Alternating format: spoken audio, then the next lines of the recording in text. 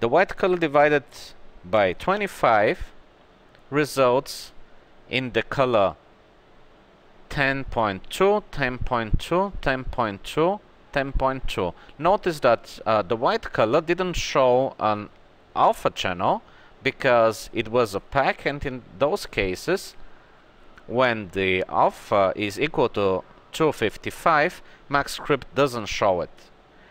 If you divide the white color by 25, the alpha channel is not 255 anymore, it is 10.2, so it is being displayed explicitly.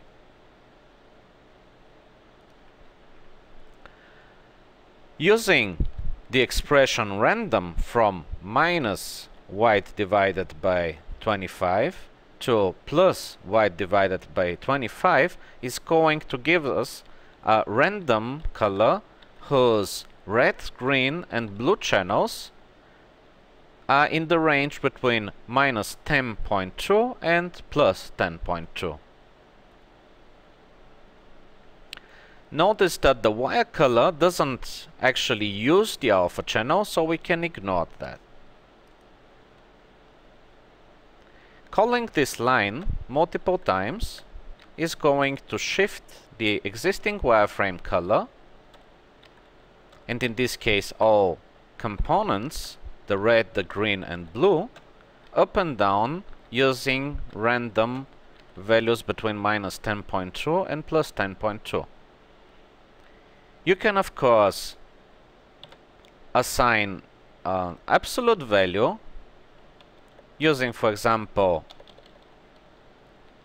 a random color between black and white, which gives us the random color appearance that 3ds Max already has as an option for the wireframe colors. The name of an object is also a node level property. The main difference to other properties is that you don't want to have 2 or more objects with the same name. In this scene we have 55 cones named from 1 to 55. Let's collect them into a user variable called the array by taking all the objects by name, cone star, as array. Now let's try to assign the same name to all the elements in this array. MaxScript doesn't complain, and if you take a look at the select by name dialog, all the objects in the scene are now named tower. Of course, this makes it very difficult to know which tower is which. MaxScript provides a nice function called unique name, which is smart enough to give names to your objects based on the knowledge what names are already used in the scene. The only thing that you have to provide is the base name.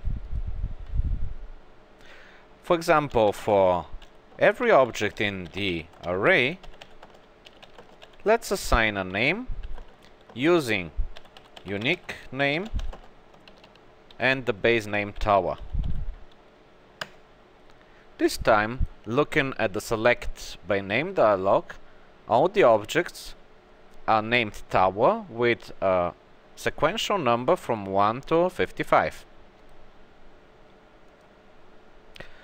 Now let's use our knowledge from the previous lesson and randomize the height of all the objects stored in the array.